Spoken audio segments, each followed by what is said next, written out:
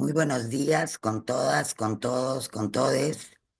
Bienvenidos a una nueva sesión de Coyuntura de Desco, hoy 25 de marzo del 2025. Como hemos acordado, una vez al mes vamos a tener una mirada a las regiones del país. Y esta vez hemos previsto conversar sobre lo que está sucediendo en el norte de nuestro país con tres regiones. Nos acompañan Caro León para comentarnos qué está pasando en La Libertad, Maximiliano Ruiz para decirnos cómo va Piura y Andrés Villar para comentarnos sobre Cajamarca. Muchísimas gracias a los tres por aceptar estar esta mañana con nosotras, con nosotros, en estas casi 2 horas de reflexión. El- Les hemos pedido, al igual que habíamos pedido a los compañeros del sur, que nos den una panorámica general de cuáles son los temas con los que ha iniciado el año la región, qué problemáticas se están poniendo sobre la mesa, en qué tenemos mayores deficiencias, cuellos de botella, y que nos comenten un poquito cómo va la proyección electoral en la región y además de lo que cada quien quisiera comentar o resaltar, pero para tener algunos elementos comunes que luego nos permitan hacer el diálogo. Vamos a ir en ese orden que les he mencionado. Vamos a empezar con La Libertad. Con Carol seguiremos con Maximiliano y cerramos con Andrés. Entonces, les presento a Carol León. Ella es abogada por la Universidad Nacional de Trujillo, es magíster en Derecho Procesal por la Universidad Nacional Mayor de San Marcos y magíster en Ciencia Política y Relaciones Internacionales por la Pontificia Universidad Católica del Perú. Ella tiene amplia experiencia y conocimiento en el sector público y también en los entornos políticos. Ha sido candidata también. Ella posee mucho liderazgo y una capacidad profesional y analítica en temas referentes a la administración, la función pública, los temas de argumentación jurídica y resolución de conflictos. Es abogada también en el estudio jurídico León, León y Abogados.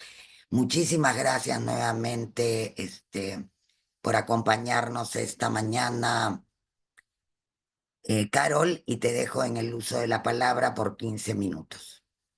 Muchas gracias, Malvina. Bueno, primero que nada quiero agradecerles por el espacio y por la invitación, por permitirme compartir el análisis, lo que pienso y algunas reflexiones de cómo va dándose el desarrollo no solamente del entorno político, sino también económico-social aquí en la región La Libertad. Pues nada, solo para aclarar algo respecto a la breve reseña que me ha leído Malvina. No soy candidata, así que tampoco he sido candidata solo para tenerlo claro, no, solamente para que quede claro nada más y para que puedan tener con precisión detalles sobre mí. Bueno, lo que sí es cierto es de que dirijo una consultora que se ha especializado en asesoría política, por eso es que tengo mucha cercanía con el medio. Entonces, de pronto, eso sí quería aclararlo. Bien, bueno, voy a iniciar esta, este, esta ponencia en el breve espacio que se me ha otorgado. Primero que nada, para hacer una reflexión respecto al tema y a la coyuntura nacional, para luego arribar en La Libertad. Como bien sabemos, a partir de la pandemia ha ocurrido una crisis política, social y económica que no ha sido indiferente con todas las regiones del país. Y bueno, no con toda la región Latinoamérica. El Perú ha sufrido un impacto bastante fuerte respecto a esta pandemia y a esta situación de crisis sanitaria que ha impactado en otras esferas económica, social, política, y bueno, que ha permitido de que algunos problemas en el país se acrecienten y que se repotencien. Esto no ha sido indiferente en la región La Libertad.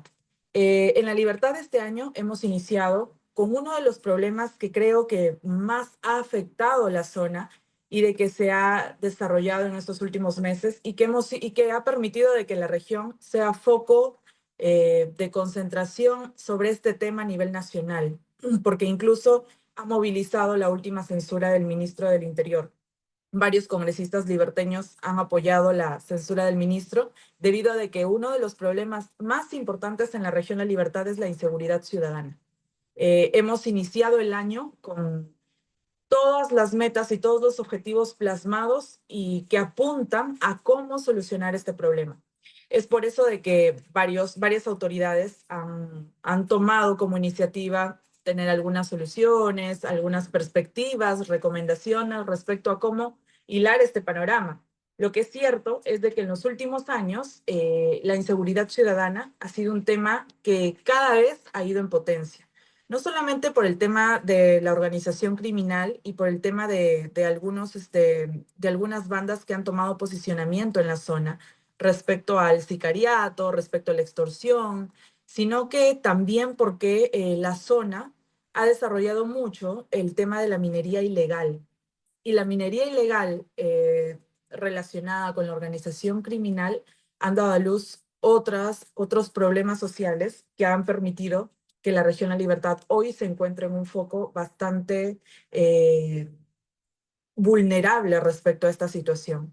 Porque todas las semanas, bueno, desde que inició este año, todas las semanas ocurrían muertes por sicariato, muertes por extorsión, las noticias lo daban a conocer así, las noticias nos han puesto en palestra a nivel nacional como una de las ciudades más peligrosas del país. Y bueno, de pasar a ser una ciudad que es capital de la cultura, capital de la eterna primavera, hemos pasado a ser una ciudad capital de la extorsión, capital del sicariato, y es un problema que hasta el día de hoy no se ha podido solucionar. Es por eso de que varias autoridades, entre ellos congresistas, fueron los que apoyaron en este último pleno del Congreso de la República la moción de censura al ministro del Interior, porque no se habían adoptado medidas focalizadas o particularizadas en solucionar el tema de la inseguridad aquí en la región La Libertad, que es un tema bastante vulnerable y uno de los temas principales de agenda.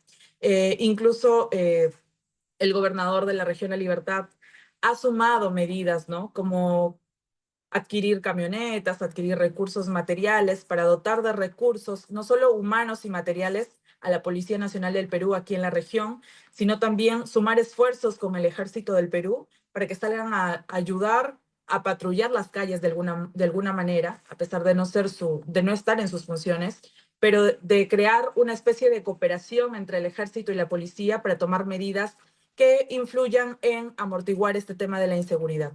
En estas últimas semanas, según los indicadores y bueno, según lo que muestran las autoridades, se ha amortiguado un poco el tema. No obstante, la gente sigue denunciando temas de sicariato, temas de extorsión, y esto sumado a los temas que vienen de la mano de la minería ilegal. La minería ilegal es un tema que se ha posicionado mucho en esta región. En estos últimos años ha tomado un fuerte canal de desarrollo no solamente de trabajo ilegal e informal, sino también de dar a luz el desarrollo de otros delitos, ¿no? Entre ellos, como les dije, la extorsión, el sicariato por temas de minería ilegal, prostitución, entre otros detalles, ¿no? Explotación infantil, tenemos casos de explotación infantil a raíz de este tema, por ejemplo, en la zona de Patás de la región La Libertad, que han sido denunciados y que han venido siendo fiscalizados por las autoridades. No obstante, todo esfuerzo queda corto respecto al gran problema que ocasiona la minería ilegal en la zona. No solamente por los factores que les indico, ni por las consecuencias que acarrea, sino también por el impacto y el daño ambiental que ocasiona en la zona. Tenemos una mesa de trabajo que se instaló en estos últimos años, a partir del 2021, desde el 2020 tengo conocimiento, y bueno, se ha ido fortaleciendo en estos últimos años, que es la mesa de trabajo de crear retos y perspectivas contra la descontaminación del río Moche, ¿no? De tomar soluciones contra la descontaminación del río Moche aquí en la región. Un río que está prácticamente muerto en parte debido a la minería ilegal. Entonces, no solo la minería ilegal nos ha acarreado daños como la extorsión, sicariato o temas que tengan que ver con organización criminal, prostitución, explotación infantil, sino también el impacto y el daño ambiental que ha ocasionado en la zona. Entonces, esto sumado a la inseguridad ciudadana, lo único que ha hecho es repotenciar el tema y que en estas últimas semanas o en estos últimos meses se haya fortalecido las autoridades dicen que se ha amortiguado, sin embargo, todas las semanas hay una noticia respecto a sicariato. La última semana, por ejemplo, el jefe de seguridad de la macrorregión La Libertad ha sido actor de una noticia porque ocurrió un asesinato en la Plaza de Armas, cerca de la Plaza de Armas, cerca a la sede de la macrorregión La Libertad. Entonces él tuvo un pronunciamiento bastante gracioso respecto al tema. Entonces hemos llegado al punto de que ocurren asesinatos y de que ocurren estas situaciones, no solamente a las afueras de Trujillo, de repente en las zonas más vulnerables o más peligrosas, sino en el centro de la ciudad. Hace un año también una autoridad congresista de la República denunció que se le había robado el auto en pleno centro histórico de la ciudad. Esto es en la Plaza de Armas de Trujillo. Entonces, hemos llegado a tal punto de que incluso las autoridades se salvan de estas situaciones. Entonces, uno de los temas más importantes en la región son inseguridad ciudadana, que están en agenda, y minería ilegal, que es un tema, creo yo, que van a tener que abordar las autoridades aquí a puertas del 2026, ¿no? Las autoridades que quieran postular, que quieran ser representantes de la región de Libertad, que quieran dirigir los destinos de la región, van a tener que tenerlo claro en agenda. Otros de los temas importantes, que no deja de ser menos importante en agenda nacional también, es la brecha que ha marcado la pandemia respecto a la educación. Como todos sabemos, existe una brecha de virtualidad que ha impactado mucho en el tema educativo y en el tema del desarrollo de los estudiantes. La Libertad no ha sido indiferente. Respecto a que, como ustedes saben, en la virtualidad teníamos que conectarnos mediante medios electrónicos, laptop, y tener condiciones para recibir clases y para prepararnos, condiciones que no todas las personas en la región La Libertad las tienen. Esto significa que hay zonas vulnerables donde no llega internet, donde no tenían laptops, donde no tenían tablets, donde no tenían celular e incluso no tenían luz. Y bueno, situación en pandemia que se ha visto agravada porque hay familias que ni siquiera han tenido el sustento económico para sobrevivir en pandemia. Entonces estaban más preocupados, por decirlo de manera más fácil, por comer que por atender otras necesidades. Esto ha impactado gravemente en la educación de muchos sectores en el país, lo que significa de que no todos los sectores han cumplido o tienen ahora condiciones óptimas para cursar los estudios necesarios o los estudios que siguen, ¿no? Respecto a la educación básica, a la educación regular, respecto incluso a estudios superiores. Entonces, esto es un tema que las autoridades también van a tener que tener en agenda, porque hay muchos niños que se han quedado, están retrasados por esta brecha. Incluso en la universidad he tenido oportunidad de conversar con jóvenes universitarios a los que les ha impactado la pandemia. Jóvenes que tienen acceso a la educación pública y que, bueno, también tenían carencias para poder recibir clases. A pesar, empero, de que las autoridades se han preocupado por dotar de internet, por dotar de computadoras, por dotar de laptops, pero esto no ha llegado a toda la zona vulnerable, o no ha llegado a toda la población necesitada. Entonces, también es un problema que se tiene que poner en agenda respecto a la educación. Y bueno, no menos importante, el tema de la economía. La pandemia nos ha dejado una crisis económica bastante fuerte que no se ha podido resolver hasta el día de hoy. A nivel nacional, y bueno, en la región La Libertad no es indiferente, porque en nuestra región hay mucha gente que vive del día, hay mucha gente que vive del comercio informal, hay mucha gente que trabaja día a día para vivir, lo que significa que en pandemia han sufrido un impacto bastante fuerte.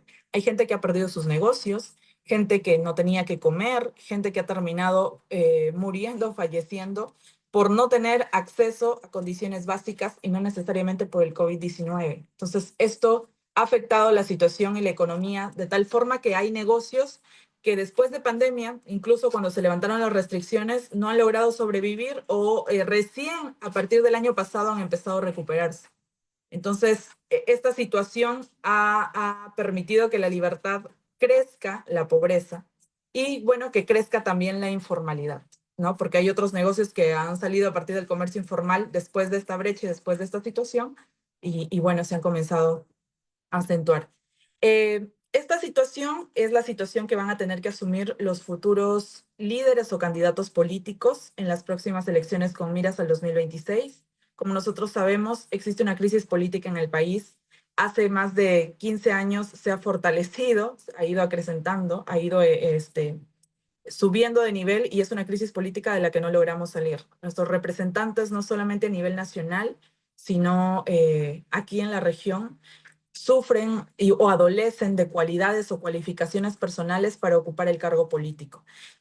Aquí en la región La Libertad, nosotros, bueno, no solamente la gobernación, sino a nivel de la Municipalidad Provincial de Trujillo, venimos sufriendo 2 vacancias. Entonces, venimos de una crisis política y de una situación que nos mantiene también en el no saber cuál es el horizonte, hacia dónde va, no solamente la ciudad de Trujillo, sino también la región La Libertad. Ahora nos acompaña un gobernador que bueno, los últimos índices y los últimos indicadores, César Acuña Peralta ha descendido en la aceptación política, porque hay mucha contracampaña respecto a su gobierno, hay mucha contracampaña respecto a su partido, no es noticia ni novedad de que es protagonista de muchos memes políticos respecto a que no ha sabido hasta ahora cómo asumir el liderazgo de repente de la región, ¿no?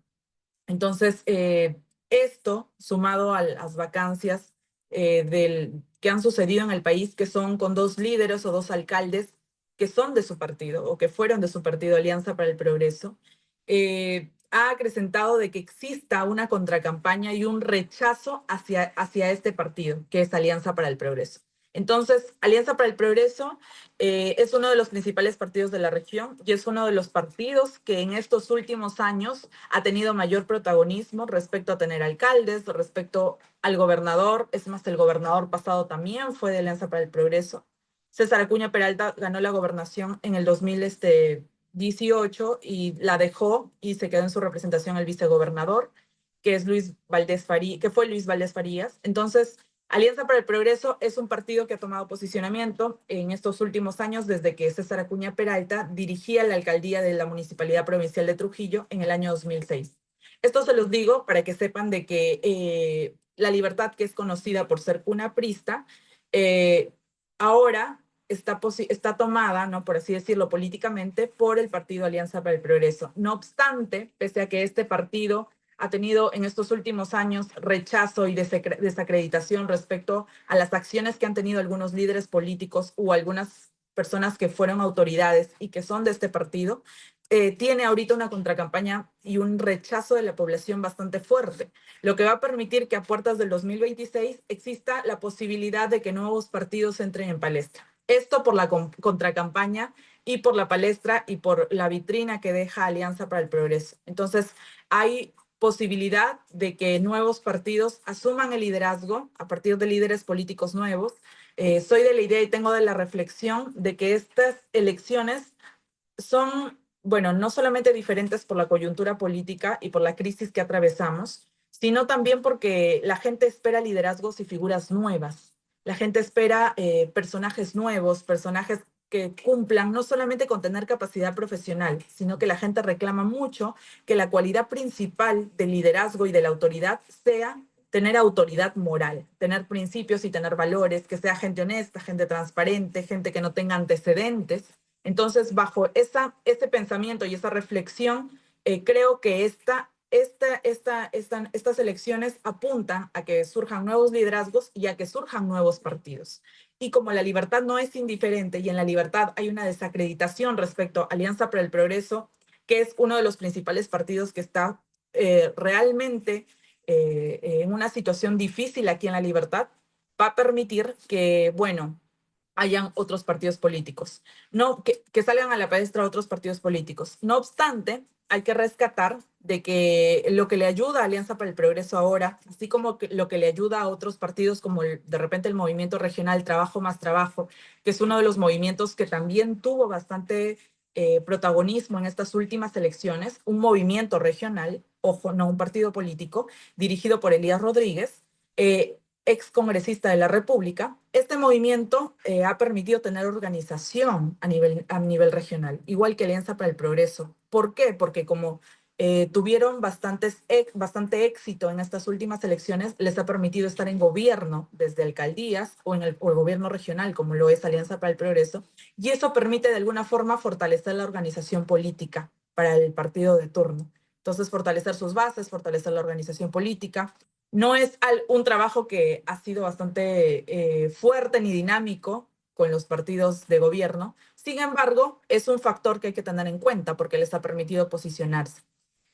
No obstante, como la coyuntura política es bastante fuerte y grave aquí en la región, van a conocerse nuevos partidos políticos. La gente está apuntando a, eh, a nuevos partidos políticos y a nuevos liderazgos. Entonces, los partidos políticos que en estos últimos meses, desde que ha empezado el año, porque estamos pronto todavía, a partir de junio vamos a saber quiénes están realmente, han tomado posicionamiento aquí en la región. No obstante, en estos últimos meses se ha podido tener conocimiento de Somos Perú, por ejemplo, que es liderado por Daniel Salaverry, ex presidente de Perú Petro y ex congresista de la República también. Ha sido noticia porque en estas últimas semanas ha sido inhabilitado por el Congreso de la República, ha sido condenado, entonces está en cuestionamiento todavía su postulación. Él, a través del partido político Somos Perú, tenemos también Avanza País, que ha tomado de alguna forma, ha tomado interés en el trabajo político y en la esfera, ha tomado protagonismo aquí en la región La Libertad. Hay algunos otros partidos nuevos que también están saliendo a la luz, ¿no? Como el partido de Progresemos, de Hernando de Soto, que también aquí he visto, ¿no? En estas últimas semanas en la coyuntura que ha tomado fuerza, se está organizando. También el partido Acción Democrática, si no me equivoco, del general Quiabra, que también ha tomado cierto posicionamiento en algunas zonas y que está organizándose. Como les repito, algunos partidos recién se están acercando a esta zona de la región La Libertad y recién están organizándose, recién están saliendo a la luz, porque, bueno, es difícil encontrar líderes no solamente nuevos, sino líderes que no estén comprometidos con otros partidos políticos o líderes que quieran asumir realmente la responsabilidad de dirigir un partido político. Cuadros políticos en la región La Libertad, damos una mirada así y es difícil encontrar un cuadro que no esté involucrado con antecedentes o que tenga todo el perfil idóneo para ocupar un cargo político. O bueno, si es que tiene el perfil idóneo, no está interesado en política. O sea, si es que se encuentra una persona que tiene la capacidad profesional y la autoridad moral, para ocupar un cargo, no está interesado en política. Entonces, es un poco difícil combinar esos factores y lograr de que la población o la ciudadanía en general se interese por temas políticos. Uno de los problemas principales también en la región, como en todo el país, es de que el mayor porcentaje de la población es indiferente con el tema político. No quieren saber nada de la política, porque todos los hechos de corrupción han ensuciado tanto el panorama que la gente no quiere involucrarse. Es lo mismo que pasa aquí en la región La Libertad. Bueno, eso es todo en cuanto a lo que les puedo comentar de la región, porque no quiero excederme los 15 minutos. Voy a estar atenta a las otras ponencias y también a la ronda de preguntas y al diálogo. Gracias, Molvina. Muchísimas gracias, Carol, porque el tiempo es corto, pero ahí has podido darnos todo el panorama. Vamos a ir con Maximiliano Ruiz, Maki. Maki es economista de la Universidad Nacional de Piura y también tiene una especialidad en desarrollo local, egresado del Centro de Formación Internacional de Turín por la OIT y el PNUD. Quienes le conocemos, hemos seguido su paso también por la gestión pública.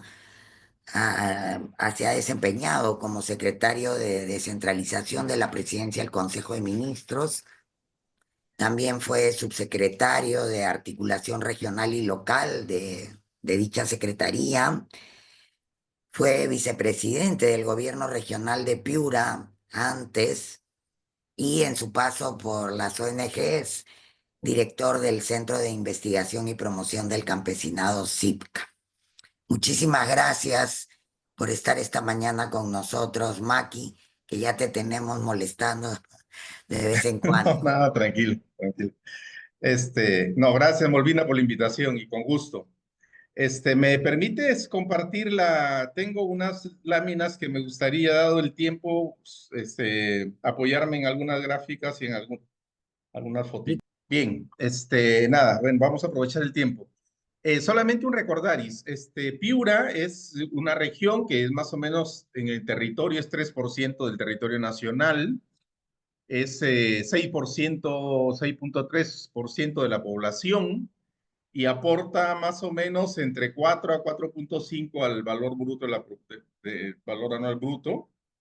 Y la ciudad capital alberga la ciudad de Piura, que son varios distritos, en la realidad son 3 distritos, Castilla, Piura y 26 de octubre, alberga más o menos como el 30%, ¿no? Y en Piura, esa gráfica que ustedes ven, le he puesto porque en la realidad el patrón de poblamiento y la dinámica de poblamiento de Piura es bastante particular en el norte y además en la realidad también señala perspectivas futuras y lo que está pasando en la actualidad, ¿no? Lo que tenemos, digamos, es que en el norte, este departamento sigue siendo particular porque tenía una concentración descentralizada, si cabe el término, es decir, su patrón de poblamiento respondía a que habían varias ciudades importantes, no era el caso de Lambayeque, no era el caso de Tumbes, no era el caso de La Libertad, donde la capital de la región concentra pues más de 60% de la población y en algunos casos hasta 80%, ¿no? Acá siempre la capital ha sido una de poca concentración, sin embargo, eso está cambiando en los últimos años. Está creciendo su población, la ciudad capital, así como algo otras provincias respondiendo a las dinámicas territoriales que se vienen produciendo, ¿no? Por ejemplo, es el caso de Paita, el auge de las agroexportaciones, la ampliación del puerto de Paita, la explotación de gas en la parte baja de Paita ha generado una dinámica territorial que ha hecho que efectivamente empiece a crecer esa provincia.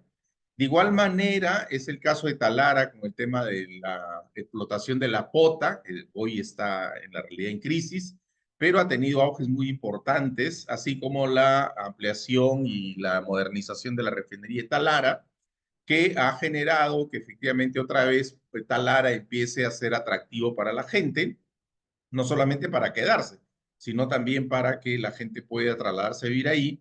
Y lo de Sechura, que es un caso muy particular que tiene que ver con dos dinámicas económicas territoriales importantes. Una de ellas es evidentemente el caso de los fosfatos.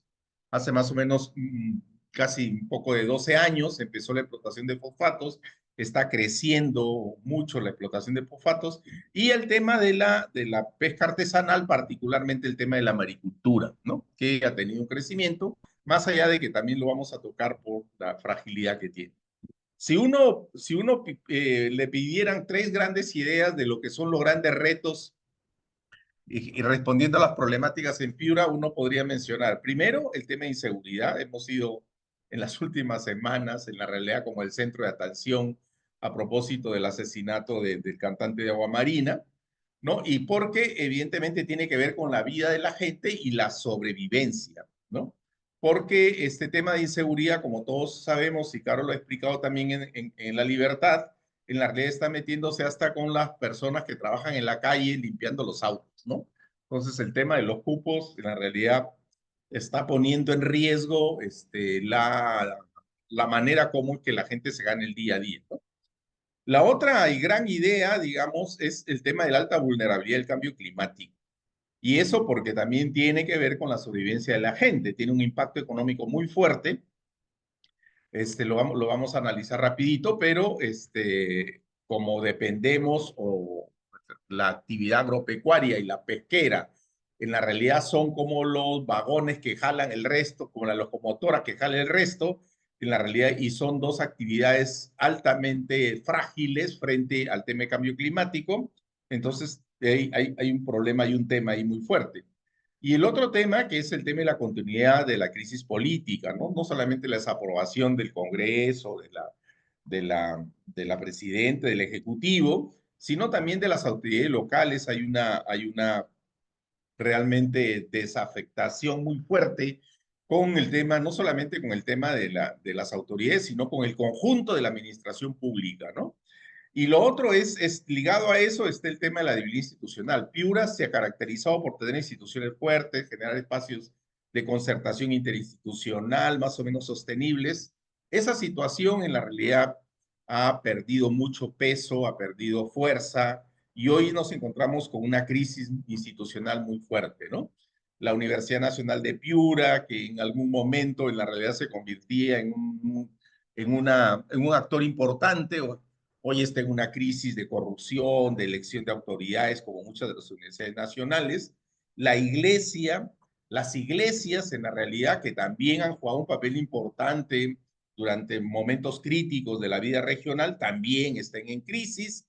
Hemos tenido hace algún tiempo, se habrán enterado del Monseñor Sodaliti que fue expulsado por estar enredado en una serie de cosas. Entonces las iglesias también perdieron mucho peso institucional, mucho protagonismo y evidentemente las autoridades, ¿no? O sea, el gobierno regional, las municipalidades están en un descrédito muy alto y evidentemente no lo podemos dejar de mencionar también las organizaciones sociales, ¿no?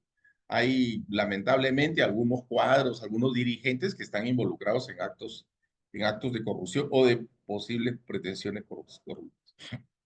Lo otro que explica mucho la situación en la que nos encontramos es esta estructura, digamos, de la económica que tiene la región, ¿no? Y cómo es que se ha ido desenvolviendo en los últimos 15 años, más o menos, ¿no? Esa es la gráfica que tenemos ahí.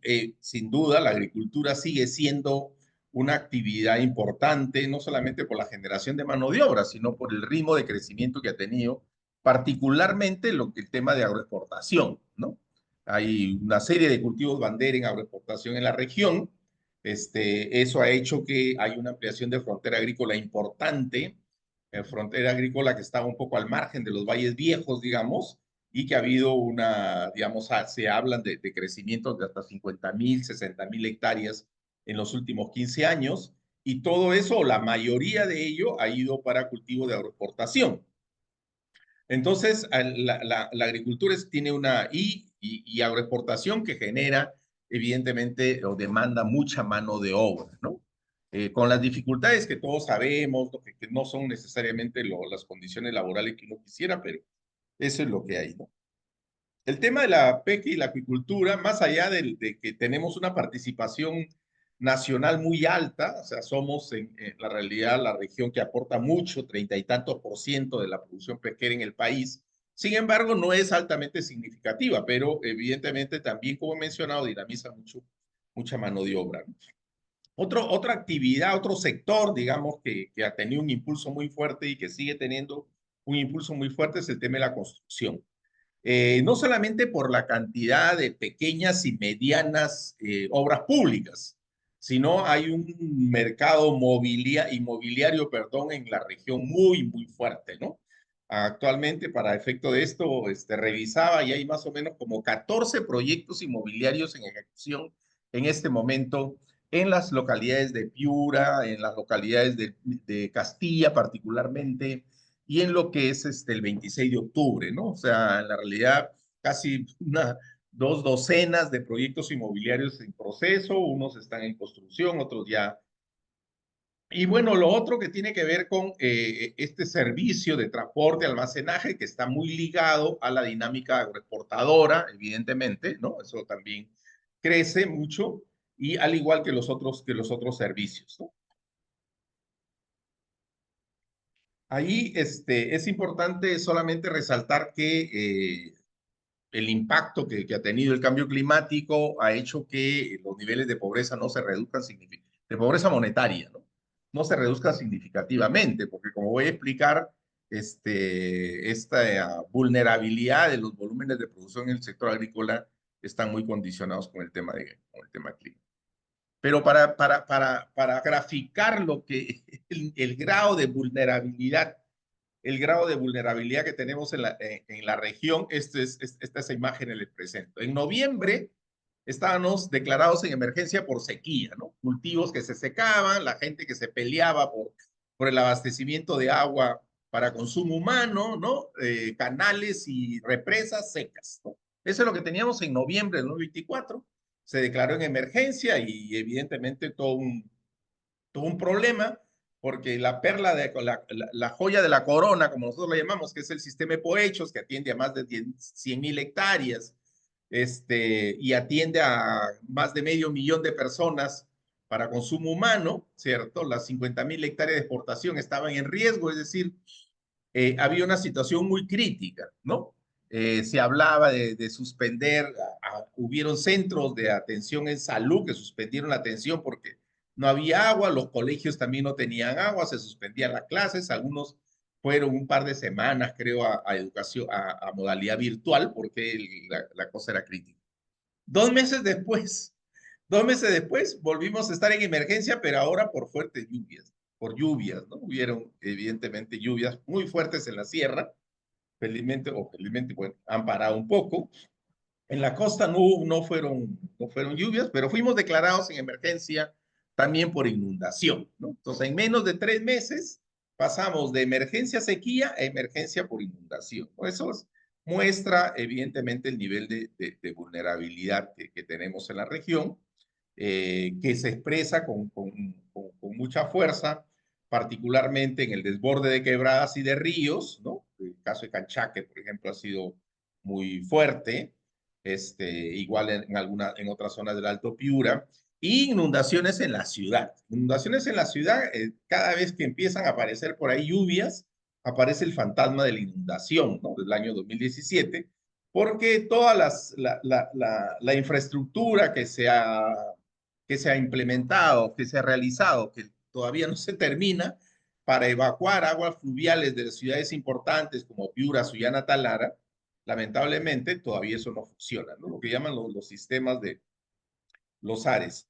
Eso no ha funcionado, se han probado ahora, no ha funcionado. Y ahí hay un tema del que vamos a hablar sobre respecto al rol que ha tenido la Autoridad de Reconstrucción y la nueva ANI, ¿no? La Autoridad Nacional de Infraestructura. Lo que tenemos en la realidad es que el año 2004, más allá de esto que terminó con sequías se tuvo un clima, digamos, un clima mucho más favorable para las agroexportaciones. No fue el año 2023, no tuvo las características de 2023, que por el exceso de calor, en la realidad no hubo producción de mango, la producción de la uva se redujo a 30%, el mango a 20%. No ha sido un año, ha sido un año de recuperación de la agroexportación, ¿cierto? Más allá del tema de la sequía en la fase final del año. Y se ha generado, se recuperó la generación de empleo, ¿no? En todas las agroexportadoras. Lamentablemente sí hemos terminado el año con un tema de reducción significativa de pesca, particularmente en el tema de la pota y la maricultura. Ha habido por temas climáticos afectaciones, son actividades, digamos, pescas que son bastante frágiles, bastante sensibles al cambio climático, ¿no? Entonces hemos tenido alguna dificultad. Otro gran tema, que podría haber sido el primero, es el tema de inseguridad, ¿no? Después de Lima, Callao y La Libertad, está Piura, ¿no? Así ha sido el año 2024, así está siendo el 2025. En la realidad ha habido una marcha significativa. Yo creo que uno recuerda marchas como las que han habido en Piura en los últimos años, casi ninguna o muy pocas. Creo que hay un despertar sobre el tema de la seguridad de la vida de la gente, y el tema, y así el detonante del asesinato del cantante ha sido fundamental. Pero el tema solamente no es este tipo de violencia, no es este tipo de inseguridad, sino también somos una región donde el tema de la violencia contra la mujer es muy, muy fuerte, ¿cierto? En el 2024, más de 6.500 casos de violencia contra la mujer. Agrava sin duda esta situación. Hay algunos esfuerzos, en realidad hay algunas otras cosas anecdóticas, ¿no? De la policía frente a este tema. El jefe de la policía regional en algún momento de desesperación, que no sabía cómo controlar, se atrevió a decir de que a partir de las 2 de la mañana en Piura no iban a circular. Si carro que circulaba lo iban a detener y lo iban a llevar a la comisaría, ¿no? Lo cual evidentemente es una payasada, pero en fin, Lo concreto es que la gente siente que está totalmente desprotegida, que el Estado no tiene la capacidad para poder enfrentar este problema por diversas razones ya conocidas, que son más o menos las mismas que tenemos a nivel nacional, ¿no? Falta de personal, falta de equipamiento, no funcionan las oficinas regionales de inteligencia, de vehículos, tecnología, y sin duda también corrupción, porque en Piura se han destapado varios casos de complicidad de las policías con dos temas emblemáticos que uno podría, o aspectos relevantes de la vida ciudadana que tendrían que ver, que valdría la pena mencionar, es el tema de salud. Ahí, en la realidad, más allá de la ampliación de la cobertura del CIS, que es significativa, yo creo que a nivel nacional es significativa la cobertura del CIS, evidentemente las condiciones en las que la gente se atiende en el CIS son muy precarias, todos sabemos eso. Pero aparte de eso, que ya casi es como una constante que la gente demanda y reclama, y cuando uno se acerca a algún establecimiento comercial, siempre hay un escándalo sobre eso. Hay un hartazgo de la población, evidentemente en función a infraestructura que se empezó a ejecutar hace más o menos como 6 años y que no se termina, ¿no? Son unos hospitales intermedios en la Sierra de Piura, en la misma ciudad de Piura, que están ahí hace 6 años y por diversas razones, razones que más o menos se conocen, arbitrajes y cosas así, se encuentran paralizados, ¿no? Y la gente no se explica hasta cuándo efectivamente eso va a pasar. Entonces hay un hartazgo muy fuerte frente a eso. Y otro tema emblemático, relevante que tenemos en Piura es el caso del dengue. El caso del dengue que mata gente todos los años. En la realidad, el 2023 fue el caso más grave. El 2024 se redujo. Hay un esfuerzo por hacer estrategias de control domiciliario, etcétera, pero es un tema permanente. Está ahí. Tenemos un piloto de vacunación con el dengue. No sabemos cuáles van a ser los resultados. Eso está en proceso todavía. Y el otro tema es el tema educativo, que solamente menciona estos gráficos que tienen que ver con rendimiento satisfactorio, por debajo del nacional. Por debajo del nacional, tanto en primaria, en lectura, como en secundaria, en matemática, ¿no? Por debajo del nacional, 27.8 en lectura en primaria, en nacional es 33, y en matemáticas sí está fatal. Tenemos 6% de satisfactorio y tenemos nacional 11.3. Esto evidentemente tiene que ver con infraestructura, tiene que ver también con formación docente, tiene que ver con gobernanza de las unidades como las de gestión educativa, etcétera, ¿no? Tiene que ver con varias cosas, optimización de los recursos, porque el gasto en educación crece y crece y crece y lamentablemente no se refleja en resultados.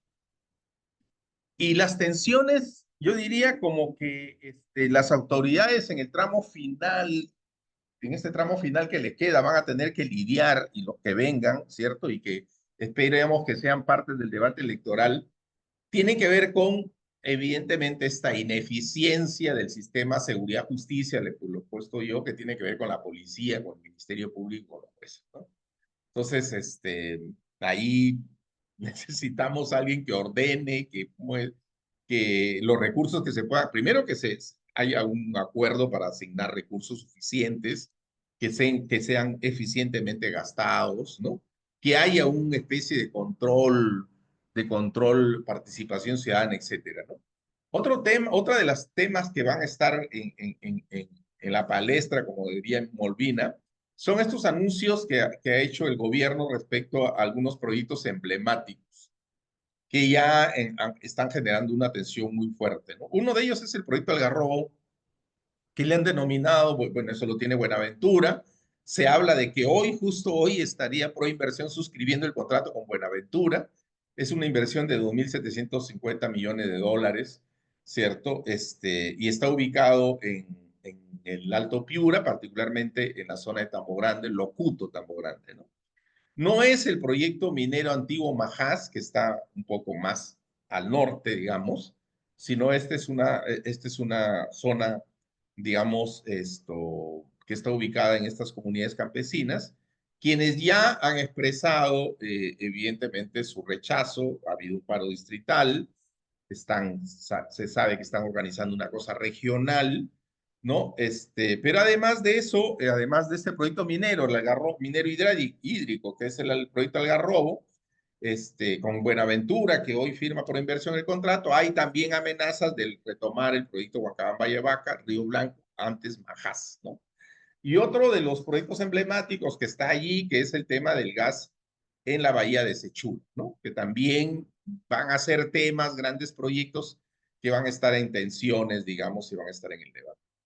Otro tema tiene que ver con el servicio de agua y alcantarillado. Somos la cuarta ciudad, cuarta región con menos cobertura de agua y alcantarillado, y hay un gran proyecto, son 600 y pico de millones, que es un gran proyecto que ya está en la fase final, pero que desde la época de Jania Pérez de Cuéllar está ya que se va a adjudicar, se adjudicó, se anuló la adjudicación y hay mucha incomodidad por esta postergación permanente, ¿no? Otro de los temas tiene que ver con las transferencias de dos proyectos o proyectos que tienen que ver con abastecimiento de agua y conservación de cuencas. Uno de ellos es el proyecto especial Alto Piura, que nosotros lo conocemos como el PEIHAP, que la idea que ya está, es un proceso que se ha paralizado, se inició en el año 2008, 2009, en la realidad tiene casi 16 años y no ha avanzado más que 20%, tiene una serie de problemas, pero la idea es que efectivamente eso avance y el gobierno regional no tuvo sino que aceptar la presión de Midagri para transferir el proyecto, porque ese proyecto antes estaba en manos del gobierno regional. Es una cosa muy parecida con lo que ha pasado en Trujillo, ¿no? Con el proyecto de Chavimochi. Pero no solamente es el proyecto Alto Piura, sino el proyecto especial Chirapiura, que constituye en la repotenciación de la presa de Poechos, es decir, para recuperar la capacidad de almacenamiento de Poechos, que se ha perdido casi 50%. También un proyecto que lo tenía el gobierno regional, también ha sido presentado, también ha sido transferido. Las demoras en las obras públicas, ¿no? Esta transferencia que hubo de la Autoridad de Reconstrucción con cambios hacia la Autoridad Nacional de Infraestructura, la transferencia ha sido muy lenta, sigue siendo muy engorrosa, ha paralizado una serie de obras emblemáticas y además refleja un nivel de desarticulación de la intervención del Estado, ¿no? O sea, es muy fuerte ese punto. Y lo otro que es súper emblemático y que está evidentemente en la palestra es la realidad el tema de las soluciones integrales, ¿no? Aquí se ha hablado mucho de los planes maestros, es decir, cómo resolvemos el problema de la cuenca para tratar de optimizar el recurso hídrico, evitar desbordes de los ríos y evitar inundaciones en las ciudades. Esto se llama soluciones integrales. En la realidad no se tiene mucha claridad sobre cómo es que va a terminar con eso. Y luego van a haber algunos temas más estructurales que van a demorar mucho más en el tiempo y que esperemos que estarán o deberían estar en el debate y en la agenda. Uno de ellos tiene que ver, son medidas mucho más específicas. Incremento del presupuesto y eficiencia en el gasto para el sistema de seguridad, ¿no? Ahí creo que va a ser una demanda permanente y en la relación entre el gobierno regional, gobiernos municipales y el gobierno nacional va a estar muy presente. ¿Qué respuesta vamos a tener sobre eso? En la realidad es muy incierto. El país está con un déficit fiscal creciente, ¿cierto? Más allá de que seguimos manteniendo un nivel importante de reservas internacionales, pero sin duda el déficit constituye una preocupación y lo escuchamos por todos lados, ¿no?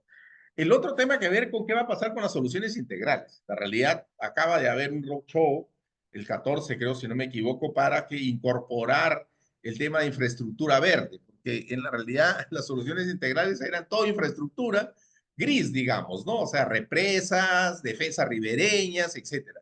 Pero ahora, felizmente, algo escucharon, después de tantos gritos de la gente, de incorporar infraestructura verde en la gestión integral o las soluciones integrales para esto. Eso en la realidad está muy lento, hay una serie de estudios, la ANI quiere desconocer los estudios que hizo la RCC, que ha demorado como 3 años para hacer los estudios, y en la realidad hay muy poca claridad. Creo que va a ser un tema permanente, que está muy ligado al tema de vulnerabilidad de ciudades,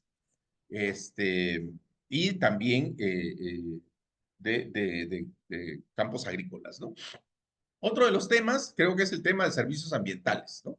Hay un aumento de volumen sobre esos temas y que creo que van a ser parte de la discusión que se va a tener y podría ser parte de la agenda, ¿no? Hay varios actores regionales que están en ese asunto.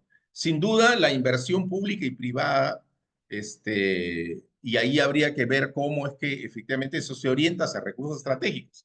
El tema del agua es un recurso estratégico, Piura sin agua en la realidad se muere, pero hay que meterle también el tema de investigación, ¿no? Hay que meter investigación, hay que meter tecnología, hay que ver el tema de garantizar seguridad alimentaria, etcétera. Entonces, y luego el tema del proyecto minero que les hablaba y la calidad de los servicios básicos y la lucha contra la corrupción. Creo que serán temas que van.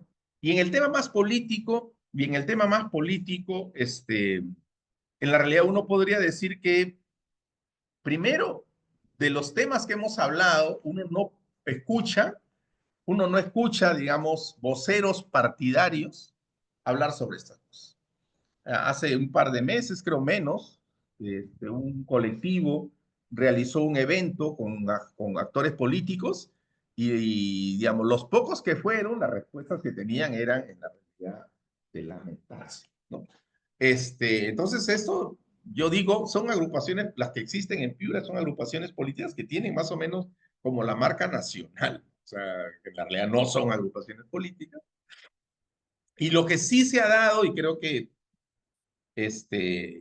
lo dinamizó mucho el tema del cronograma electoral, ¿cierto? Porque había que inscribirse para participar en los partidos, había mucha inseguridad si los movimientos regionales iban o no iban, ¿no? Entonces generaron una serie de enroques, ¿no? Había un festín en el tema de yo me inscribo para acá, tú alcalde distrital te vas al provincial, yo provincial me voy al regional, voy a ser consejero, en la realidad una serie de enroques que se han producido y que evidentemente lo que se ha evidenciado es que muchos de los movimientos, muchos de los políticos que actualmente están en gestión, que la mayoría de ellos provienen de movimientos regionales, muchos de ellos han terminado inscritos en partidos, ¿no? En partidos.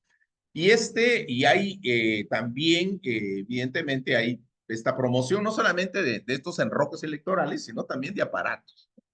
Entonces como en muchos países, en muchas regiones, hay aparatos que se van vendiendo, ¿no? A las diferentes opciones políticas.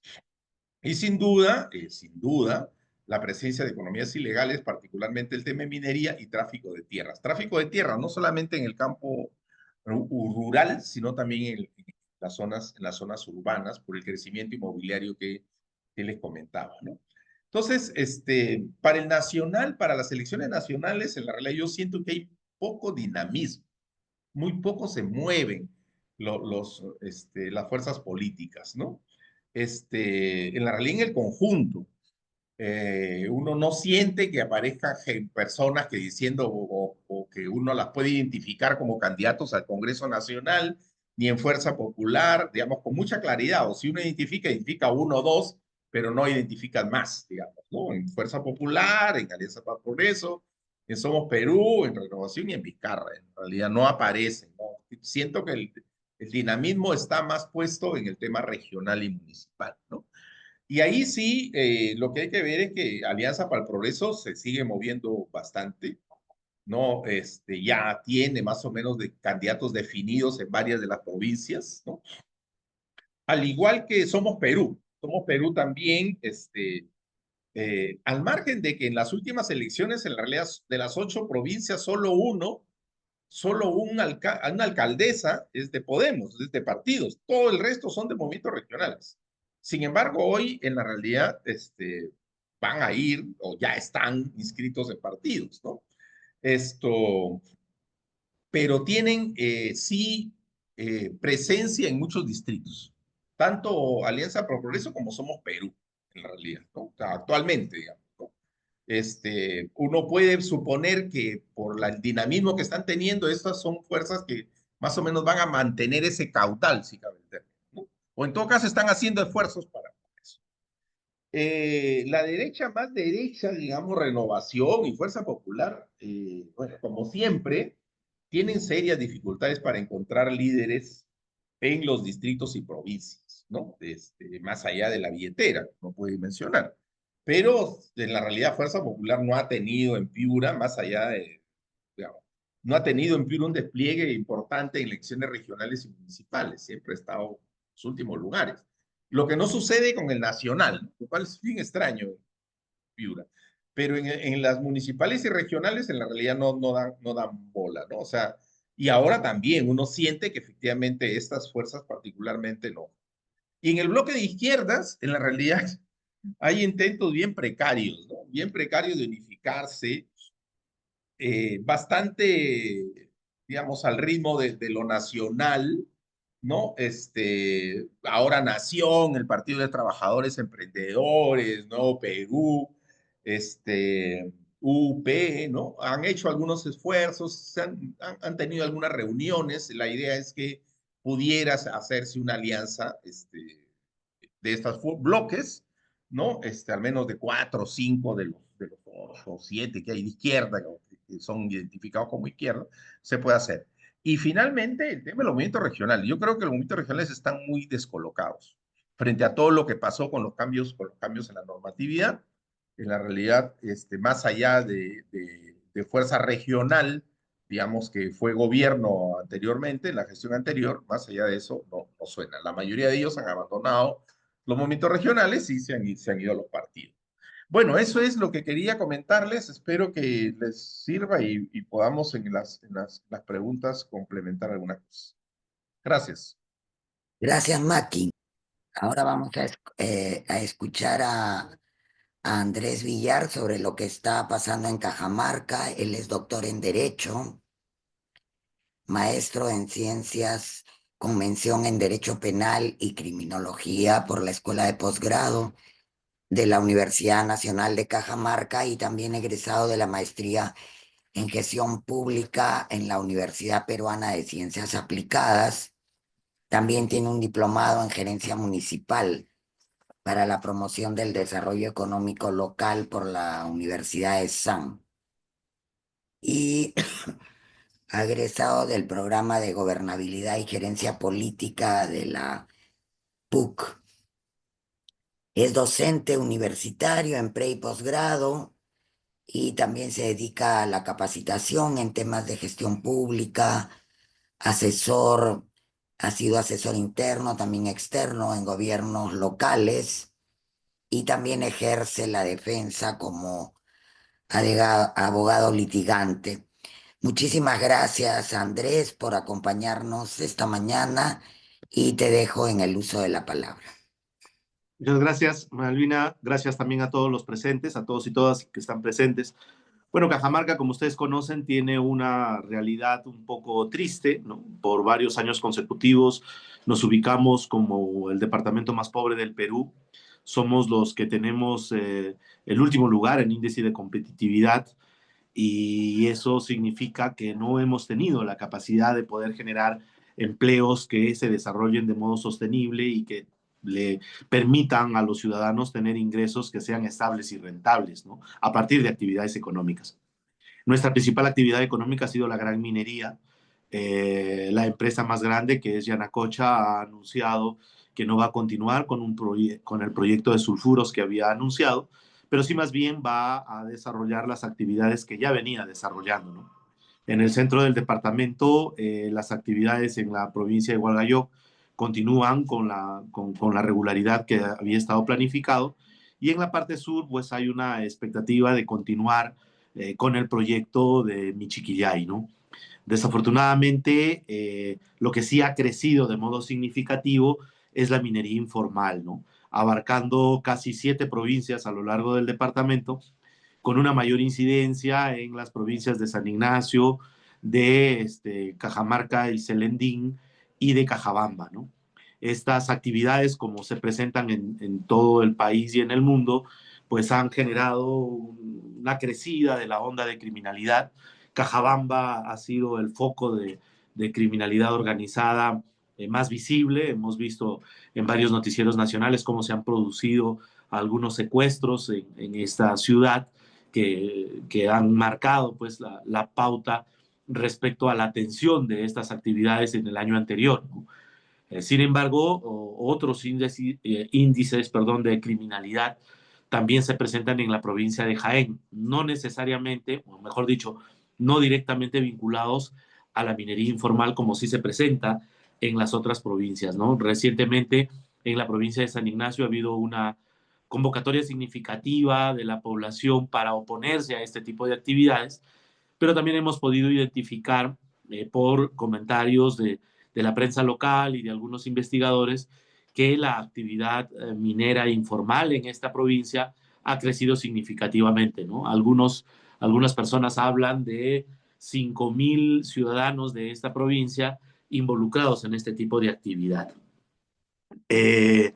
Bueno, nosotros en Cajamarca teníamos un movimiento de organización social que ayudaba a controlar estas actividades de criminalidad que eran las rondas campesinas, que son las rondas campesinas.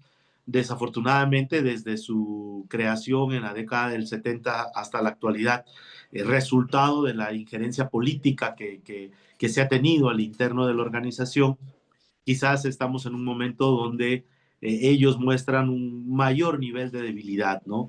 En años anteriores, en gestiones anteriores, tanto el gobierno regional como varios gobiernos locales habían promovido el fortalecimiento de la organización para contribuir justamente en temas de seguridad ciudadana. Eso ha significado hoy un detrimento en la misma, quizás por la incursión en política de varios de sus integrantes, y no ha permitido que exista un fortalecimiento, y al contrario, hoy tenemos muchas debilidades en la organización y también muy poca relación o interrelación con las organizaciones vinculadas a la promoción social de esta organización, pero también a su articulación a sistemas de administración de justicia, ¿no? Desafortunadamente también las organizaciones sociales y las organizaciones no gubernamentales vinculadas a la protección del medio ambiente a lo largo de todo este tiempo, con personalidades individualizadas, han dejado de tener un protagonismo significativo también por una desconfianza de la población, ¿no? Acabamos de celebrar el Día Mundial del Agua y todas estas organizaciones no han tenido una presencia significativa, al contrario, muchos cuestionamientos, muchas divergencias respecto a las actividades que ellos vienen desarrollando. Más bien, en este momento hay una preocupación significativa de la población que espera una reacción inmediata de los gobiernos locales, del gobierno regional y del gobierno nacional, más vinculados a reaccionar frente a la emergencia climática, que por estos días está golpeando bastante a los distritos y a las provincias al interior de la región, ¿no? Ahí hay lo que siempre trae un problema, como ya lo mencionaba Maki en Piura, también de afectación a las actividades agrícolas pecuarias, pero también una afectación significativa a las vías de comunicación que se están produciendo a lo largo de toda la región, y eso pues está generando constantes dificultades, ¿no? Respecto al ejercicio del gobierno, el gobierno regional de Cajamarca ha continuado con la ejecución de las actividades que ya se venían desarrollando desde las gestiones anteriores, ha atomizado significativamente el presupuesto de inversiones del gobierno regional de Cajamarca, sobre 300 proyectos de actividades de intervención en el programa de intervenciones de este año, pero ha mantenido las dificultades que vienen de gestiones anteriores, ¿no? No se han podido cerrar los proyectos de agua y saneamiento, los proyectos de infraestructura vial continúan paralizados, no se han podido concluir hasta la fecha los proyectos de los hospitales, por ejemplo, y esta atomización que más o menos llega a 10 intervenciones en promedio por provincia, resultan siendo muy pequeñas respecto al impacto que debería generar el gobierno regional. No obstante ello, ellos han impulsado con gran motivación proyectos de represamiento de micro reservorios que han desarrollado durante los 2 primeros años. Hay algunos gobiernos locales, porque estos proyectos se ejecutan en alianza con los gobiernos locales, que le han puesto bastante énfasis al mismo, y bueno, esperamos de que esto tenga una segunda parte, porque sabemos que el represamiento es importante, pero si el represamiento no tiene producción, es decir, no se lleva el agua represada a la chacra y en la chacra se produce y esto se articula a un mercado, los resultados no son pues muy eficientes o tienen la expectativa que el poblador también tiene, y eso lo hemos vivido aquí en la provincia de Cajamarca con varios impulsos que desarrollaba la empresa minera y que en los casos donde se ha completado la cadena, pues hay resultados positivos, pero en los casos donde solamente se quedó en el micro reservorio, hay también mucho descontento y mucha frustración por parte de la provincia, ¿no? Ahora se ha anunciado avanzar a proyectos de cochas que esperamos pues puedan tener el resultado que se espera, porque como conocemos, la mayor cantidad de la población económicamente activa del departamento se dedica a actividades agrícolas y pecuarias, por lo que proyectos de esta naturaleza podrían tener un gran impacto. Ha habido cambios en las direcciones regionales, bueno, cambios que por las personalidades que se han ubicado no son políticos, ¿no? O sea, no están vinculados al partido de gobierno, sino más bien han convocado a nuevos técnicos que con militancia distinta a las del partido de gobierno, ¿no? La expectativa es, bueno, uno de estos cambios se ha dado en la gerencia de ProRegión, que es la unidad ejecutora que ha tenido los mayores recursos del gobierno regional de Cajamarca y también los mayores problemas, ¿no? En las últimas gestiones regionales, bueno, desde su creación. Y también cambios en la gerencia de desarrollo económico que esperamos puedan contribuir a mejorar el perfil de la gestión que se tiene, ¿no? Bueno, a nivel de las municipalidades provinciales, han habido varios esfuerzos por gestionar recursos para intentar atender a la población, pero también lo que demuestra que existe un abandono de la planificación territorial para saber qué es lo que se quiere lograr, y más bien estos están articulados al ritmo que el gobierno nacional les puede dar en las expectativas de financiar algunos proyectos específicos, ¿no? Desde el punto de vista político, en Cajamarca todavía hay un importante sector de la población que continúa detrás de la expectativa de Pedro Castillo, ¿no? Ellos tienen un partido que se llama Todos por el Pueblo, que se están organizando, entiendo que están en el periodo de formalización de su inscripción y continúan desarrollando algunos esfuerzos más allá de que los congresistas electos por su partido ya hayan tomado en algunos de los casos algunos rumbos diferentes y alguno todavía lo acompaña en este esfuerzo, ¿no? Es importante también, ustedes saben que en Cajamarca gobernó en 2 periodos regionales con mucha presencia el movimiento de afirmación social, que fue liderado por Gregorio Santos. Hoy se encuentran dispersos en varias organizaciones políticas. Un sector importante de ellos es actual gestión regional con Somos Perú, bajo el liderazgo de Roger Guevara, que los logró convocar para aliarlos en ellos. Bueno, Somos Perú, al igual que en Piura, ha logrado conformar un espacio significativo de candidaturas y de representaciones en todas las provincias del departamento. Para ello también los ha convocado a distintos espacios del gobierno y tiene pues definidas candidaturas en las 13 provincias del departamento y en la mayoría de distritos también, ¿no? Y se perfila como también ser una fuerza organizada para participar tanto de las elecciones nacionales como de las elecciones regionales y municipales con una organización sólida, ¿no?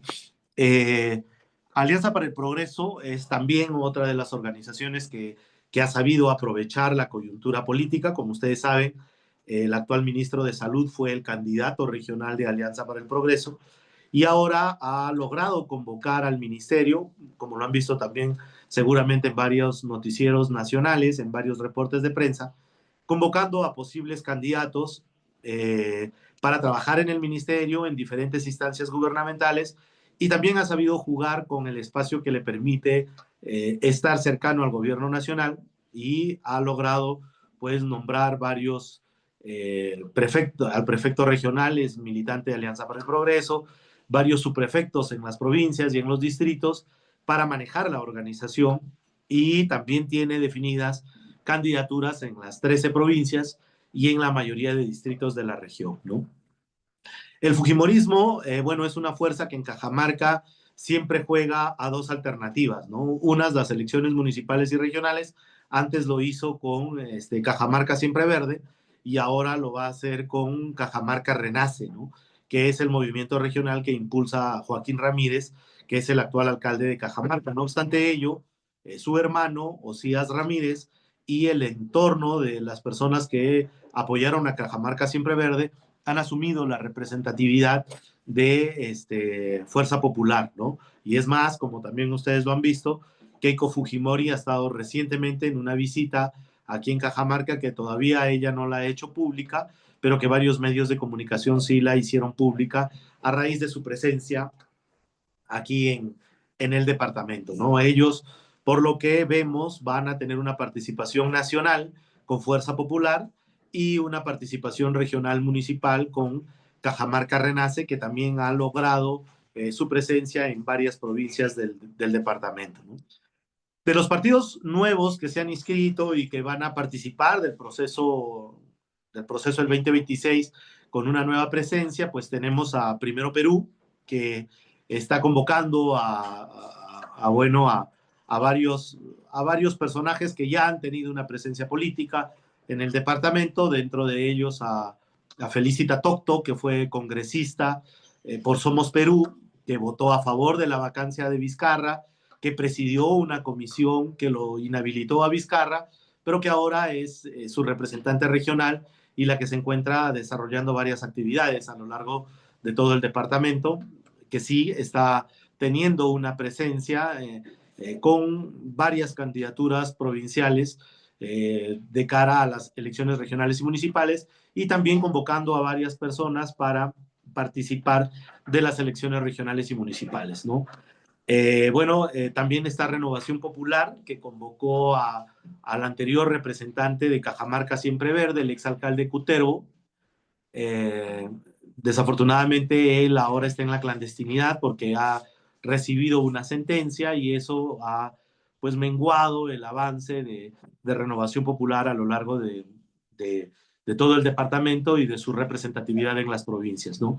También está ahora Nación, que está intentando convocar, fortalecer su organización, y bueno, que ha logrado un acuerdo político con el movimiento regional en el que yo participé, que es el Frente Regional de Cajamarca, y que le permitiría pues también tener una presencia en varias provincias del departamento, y ir convocando también a otras organizaciones políticas que, como lo ha manifestado Maki, está buscando en el escenario nacional, ¿no?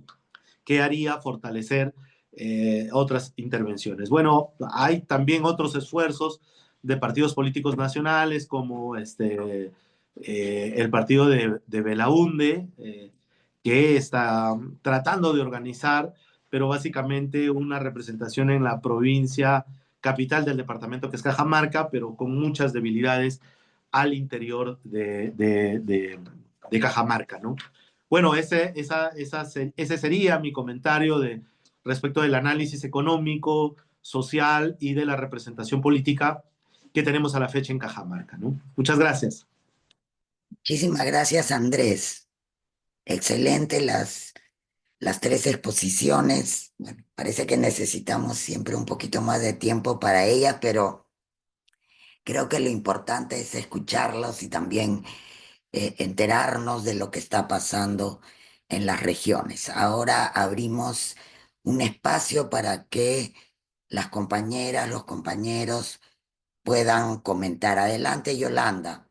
Bueno, sumamente interesante, las tres ponencias realmente interesante y abrumadora también, porque retratan y expresan la crisis profunda en la que nos encontramos, ¿no? Es decir, en todos los aspectos y en todos los sectores, uno al escuchar las ponencias de los compañeros y de la compañera, siente que esta crisis es no solamente muy profunda, sino de larga data, y que es multisistémica porque se encuentra en absolutamente todos los sectores, ¿no? Para hablar solo de educación, que es el ámbito en el que yo vengo trabajando toda mi vida. El compañero solo mencionó el tema de los logros de aprendizaje cuando es un elemento ínfimo de muchos más, ¿no? Podríamos hablar de los sistemas de protección y de seguridad de niñas, niños y de los propios maestros y docentes, que para nada están contempladas en políticas reales y eficientes, ¿no? Yo tengo dos preguntas, ¿no? Una primera que está vinculada a este problema nacional tan fuerte que venimos viviendo ya hace varios años, en particular el norte lo viene viviendo hace mucho tiempo, que es el tema de la inseguridad y en este momento de la crisis profunda del valor de la vida, ¿no? Hace poco, una de las autoridades tan desafortunadas que tenemos señaló que la protección es un problema de todos y que finalmente no se le puede exigir eso al ministro que acaba de ser vacado, ¿no? De ser censurado, y que todos nos tenemos que defender y poco más animó a que todos usáramos un arma para defendernos, ¿no?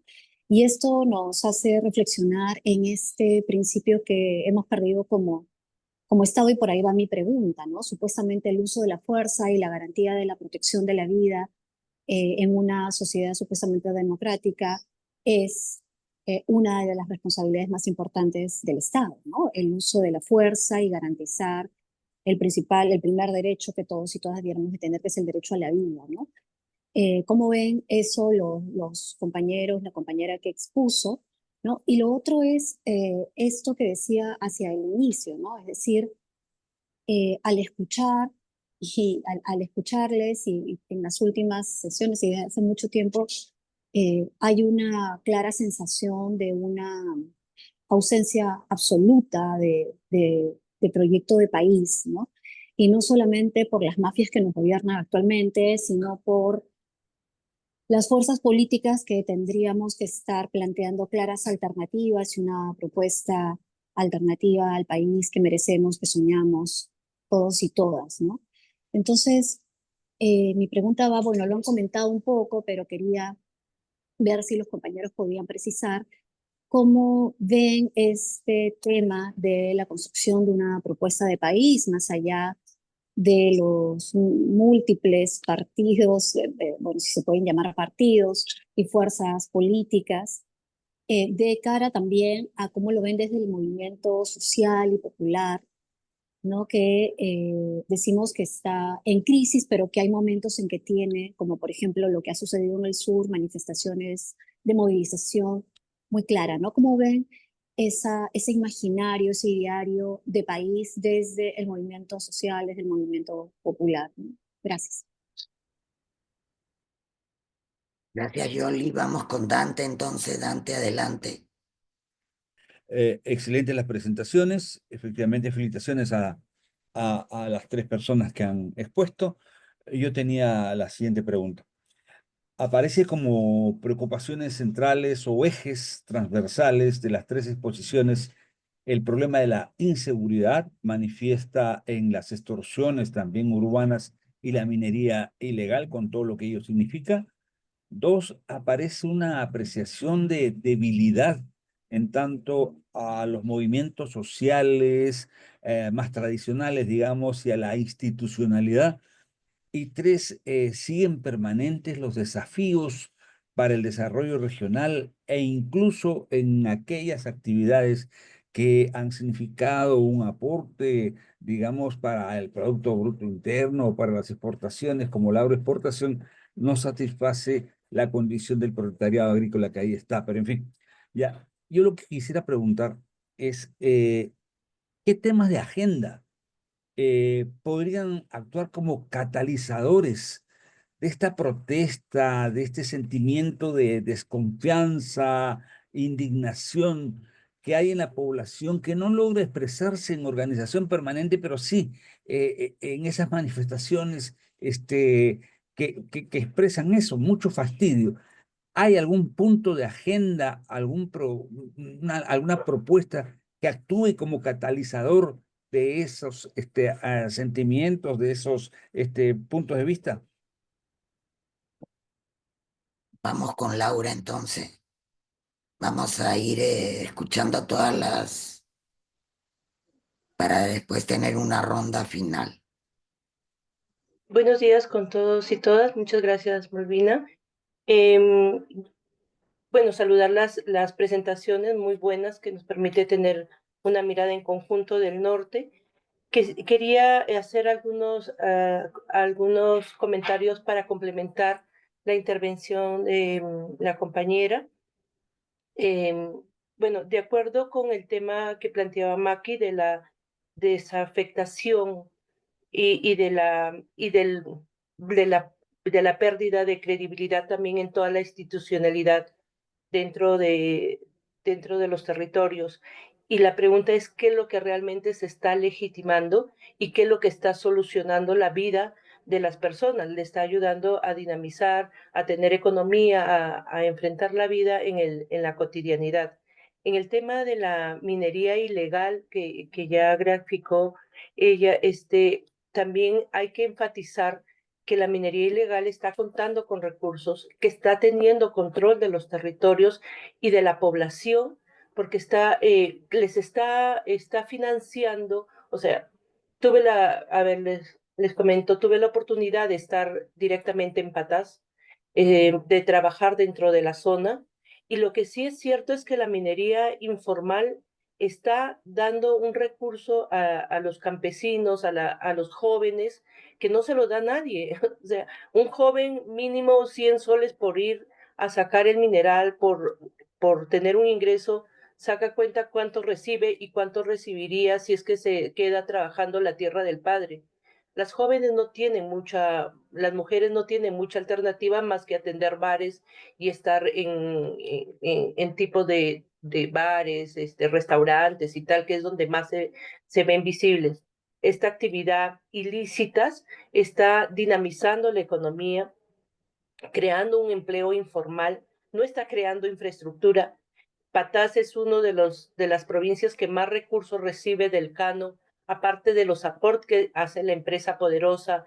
Hay desde la Asociación Patás, mucho trabajo para enfrentar el tema de educación, dar alternativa al tema de salud. La Libertad tiene los niveles de nutrición altos, de desnutrición, perdón, altos. Se trabajan toda una serie de estrategias, soy testigo de ello, pero sin embargo también hay una población que se moviliza mucho, donde no les permitía hacer, por ejemplo, hablando con la gente que estaba dentro del establecimiento de salud, como que hay mucho movimiento migratorio, porque también al verse esta dinamicidad está generando un movimiento migratorio hacia la zona. Si bien es cierto todo el movimiento político y tal está en Trujillo, y la poca presencia y respuesta del Estado, no solamente en Patás, está en Sánchez Carrión, en Gotusco, estas dinámicas delincuenciales, ilícitas, están dinamizando y están apropiándose, insisto, en el tema de la apropiación de los territorios. En ese sentido es clave, o sea, cómo desde el Estado ¿no? Cómo desde el Estado se generan alianzas estratégicas para poder y hacer operativos para el control del crimen organizado, para la minería ilegal, donde se involucre no solamente la Policía Nacional, la Fiscalía, la SUNAT, las autoridades regionales, si realmente les interesa solucionar el tema o son parte del problema, y las municipalidades locales. Ahí también cabe enfatizar que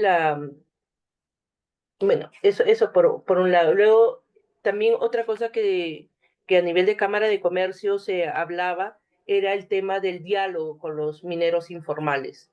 No se les da un asiento, no se les da un asiento. La minera Poderosa lo hizo en su momento para poder tener un diálogo. Quienes están registrados hoy en el registro, o sea, están también los informales que están ligados también a estas organizaciones criminales. ¿Quién está haciendo el filtro? ¿Cómo se está dando? O sea, otra alternativa también que podría colaborar tal vez es cómo el Estado hace presencia en colaborar en la formalización laboral, en la protección del trabajador minero.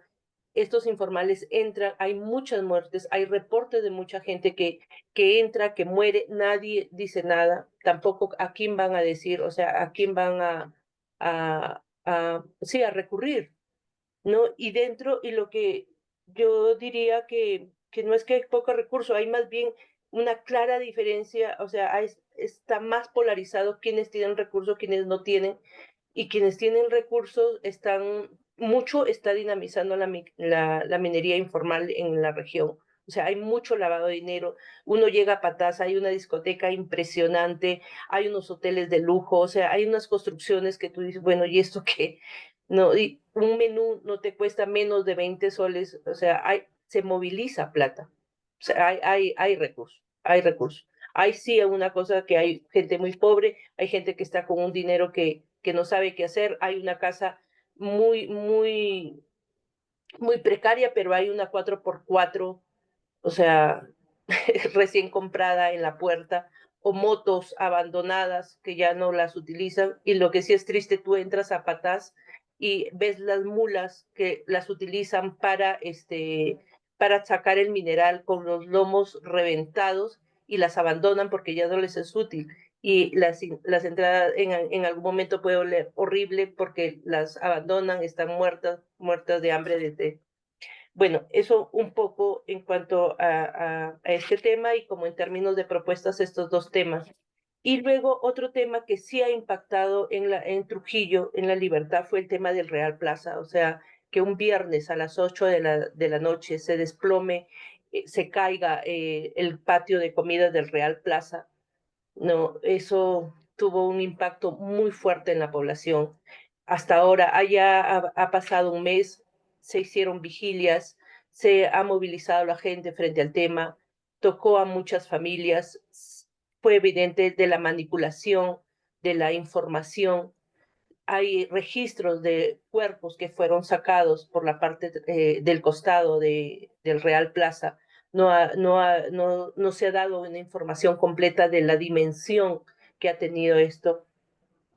Se habla del manejo también de la información y sobre todo con los deudos de negociación, que no se hagan denuncios y tal para poder ser indemnizados, donde ahí el grupo Intercom, o sea, está dentro, no solamente haría el énfasis en el tema de la informalidad, de todo el tema de vandalismo y todo lo que hay, que es cierto, que viene por parte de la minería informal, pero también hay otros grupos que no necesariamente están ligados a la minería informal, pero que también están están distorsionando, están cobrando cupos y tal, pero también hay esta otra formalidad o sea, que se busca cubrir, que busca evitar cualquier tipo de responsabilidad frente a lo que está ocurriendo. Eso está generando toda una desazón, un desconcierto dentro de la población que creo que también valdría mencionar.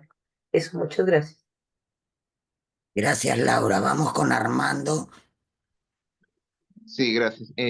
La cuestión que se han planteado de los tres expositores, agradeciéndoles su interesantes participaciones, es el tema de la seguridad ciudadana que se puede abordar de distintos puntos. A mí me interesaría un tema muy concreto, que es frente, digamos, a la incapacidad del Estado, ¿no?, para proveer seguridad, incluso ya expresado de una manera cínica por ese ministro que literalmente dice que cada uno agarre su revólver y vea cómo se defiende, ¿no? Y el avance, digamos, de la criminalidad.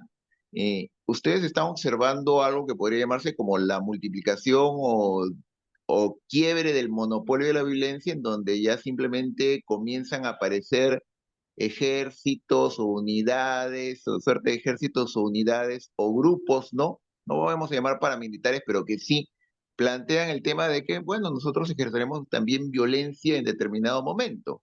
Lo señalo porque tuve la experiencia hace poco de estar en una de estas zonas, no en el norte del Perú, que es una de las de mayor actividad económica vinculada a la minería, y una cosa que a mí me llamó la atención fue la cantidad de personas, ¿no?, que deambulaban rodeada de lo que se conocen comúnmente como chalecos, es decir, guardaespaldas, ¿no?, con un aspecto bastante patibulario, que portaban armas abiertamente, ¿no?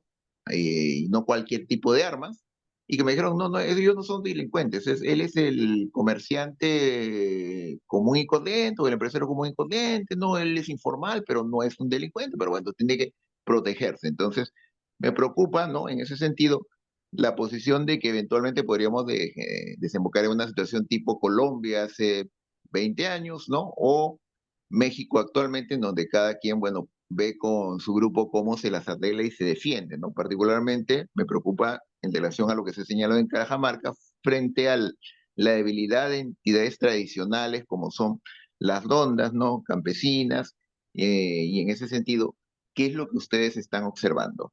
Gracias. Gracias. Y vamos con Luisa.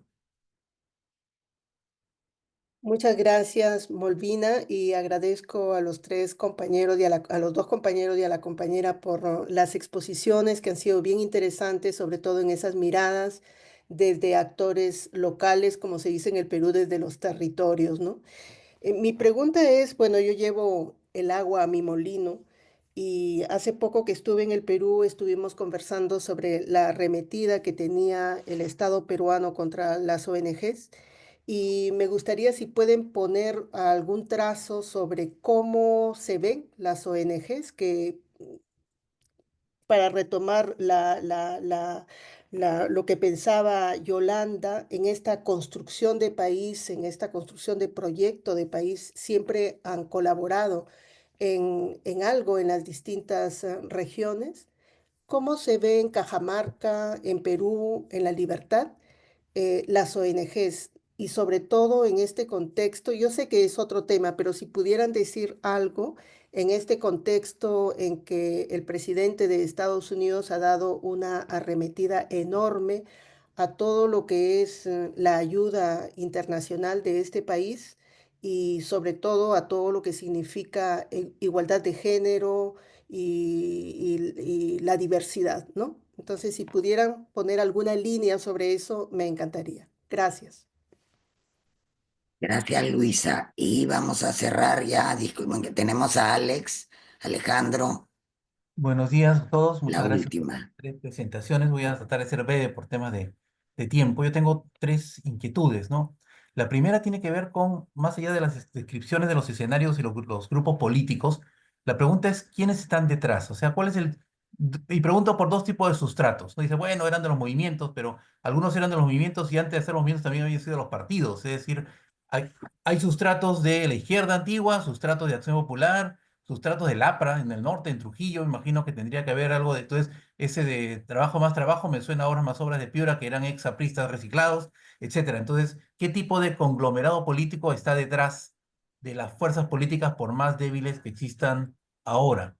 La segunda tenía que ver con esta conexión con este mundo informal, ilegal, delincuencial. O sea, ¿qué vínculos hay entre los actores? Se ve un poco en el Congreso, pero existen vínculos que podríamos decir poco claros entre los representantes y las autoridades y esas economías ilegales informales, que en algunas otras regiones, como en Madre de Dios o Pucallpa, es más evidente. No sé si aquí en estas regiones norteñas hay un vínculo entre autoridades regionales y municipales y, vamos a decir así, actividades ilícitas, ¿no?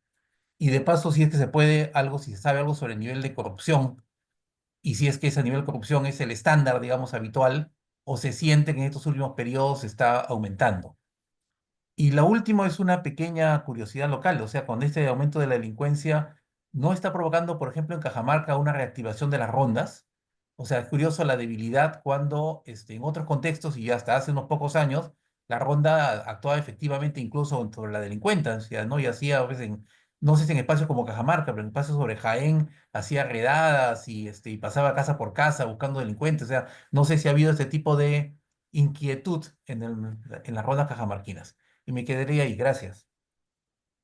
Gracias, Alejandro. Gracias a Andrés, Carol, Maki, a ver si pueden responder en unos entre 3 y 5 minutitos. No tienen obviamente que responder todo, pero pueden comentar algunas cosas más saltantes.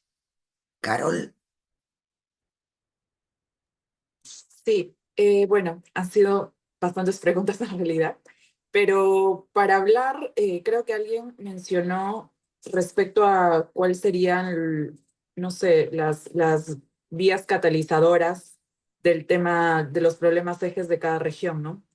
Bueno, en primer lugar, creo de que el tema de la inseguridad ciudadana pasa por asignar más recursos del Estado y por generar políticas públicas drásticas y leyes drásticas respecto a este tema, ¿no? En cada región. En el caso de la libertad, no solamente asignarles más recursos a las autoridades, sino también que haya un control fiscalizador de parte, en este caso, de las autoridades que deben de cumplir el rol fiscalizador. En este caso, no solamente el gobierno regional, el ejecutivo, sino también el Congreso de la República. El tema de dictar leyes más drásticas pasa porque haya un eje o un control fiscalizador de alguien que pueda fiscalizar que se cumplan realmente las leyes. Entonces, en este caso sí, no solamente se trata de la asignación presupuestal y la asignación de recursos, sino también de cómo combatir el tema de la corrupción que se ha incrustado tanto en las instituciones del Estado, porque hay un nivel de corrupción realmente atroz en las instituciones del Estado. No es que uno quiera dañar la imagen de la institución o hablar en vano de la institución, porque hay que tener presente de que hay buenos actores y buenos personajes y buenas autoridades de repente en algunas instituciones. No obstante, por ejemplo, la Policía Nacional del Perú está muy mal vista, y muy mal vista desde el punto de vista ciudadano, porque hay corrupción que se ha incrustado ahí y que no permite combatir o luchar con la inseguridad ciudadana y con la persecución del delito. Porque lamentablemente desde casos sencillos, ¿no? Yo soy abogada y veo casos, por ejemplo, en situaciones donde de repente intervinieron a alguien por manejar en estado de ebriedad y empieza desde ahí una situación de pedirle coimas a esa persona para soltarlo, liberarlo, ¿no? Entonces, desde situaciones chiquititas hasta situaciones grandes, ¿qué hacemos para poder luchar contra la corrupción estatal? Entonces, pedir no solamente leyes más drásticas, políticas públicas que se encarguen de que podamos ejercer el control fiscalizador de repente más latente, ¿no? De ser figuras, las instituciones que tienen que fiscalizar, Contraloría de la República, Congreso de la República, el Ejecutivo, la Fiscalía, ¿no? Instituciones donde de repente también la corrupción está latente, pero tratar de que las políticas públicas y las leyes y las acciones que se tomen sean viables y sean más fiscalizadoras, ¿no? Más duras, más drásticas, de tal forma de que se pueda realmente perseguir el delito y que se pueda evitar con la corrupción que se ha incrustado tanto en los estados. Alguien preguntó sobre, apunté por aquí por el tema de las ONGs, ¿no?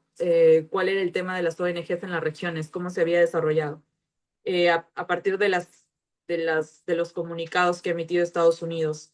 Bien, bueno, hay ONGs muy antiguas en el país, ¿no? Y hay ONGs nuevas que han salido. También está la sociedad civil organizada a partir de asociaciones civiles sin fines de lucro, fundaciones, comités, que vienen desarrollando un liderazgo bastante interesante y que vienen trabajando con empresas a través del tema de responsabilidad social, incluso en la región La Libertad, desde su espacio que es chiquito y que de repente no es tan conocido públicamente, que no es tan publicitario, pero que vienen realizando la labor, ¿no?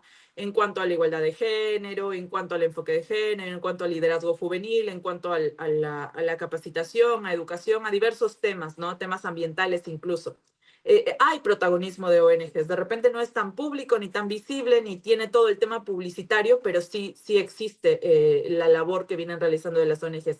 Incluso yo soy parte de la red de becarios de la Embajada de Estados Unidos y todos los años se empoderan a más de, hay más de 5,000, 10,000 becarios, creo, a nivel nacional en ese intervalo, y nos empoderan a postular a fondos internacionales y a postular a presupuesto internacional, cooperación internacional para poder llevar a cabo nuestros proyectos y viabilizarlos en nuestros países o en nuestras regiones a nivel personal o a nivel de personería jurídica, como mejor lo podamos realizar, pero acceder a estos fondos. Entonces, creo que sí hay espacios. No están siendo publicitados seguramente, pero espacios hay. Y oportunidades en el extranjero de financiamiento también hay. Y que está llegando, también está llegando. Sino que, claro, no es tan público.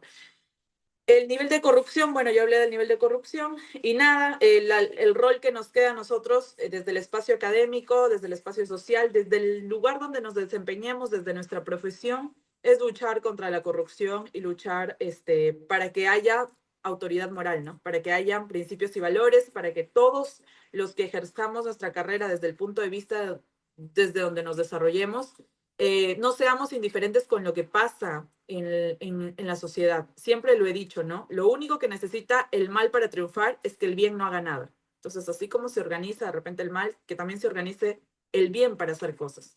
Yo creo que la libertad, y con esto termino, porque alguien preguntó quiénes están detrás, ¿no? Si de derecha, de izquierda, apristas, no apristas, seguramente que hay un rezago de apristas. Y cuánto quisiera yo realmente que haya ideología, por más de que haya derecha, izquierda, que haya ideología, ¿no? Que sea la ideología lo que mueva un partido, lo que mueva un movimiento regional, pero se ha perdido totalmente. Hemos llegado a un punto de que lo único que mueve a los movimientos o a los partidos políticos, que paradójicamente están partidos y divididos, son intereses económicos y empresariales. lo que está detrás, y con plena seguridad lo podría decir, son intereses económicos y empresariales, ¿no?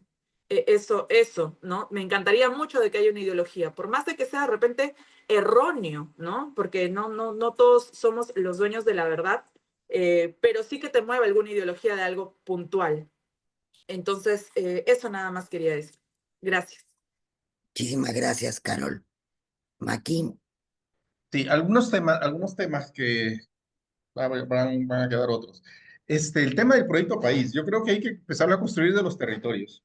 O sea, y creo que hay que empezar por tratar de tener algunas experiencias territoriales que puedan demostrar que sí es posible hacer las cosas de manera distinta.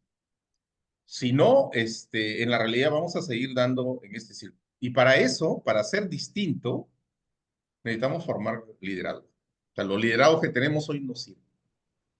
Entonces tenemos que preocuparnos porque evidentemente liderazgos para nacional, eso va a demorar, hay que hacerlo, hay que empezarlo.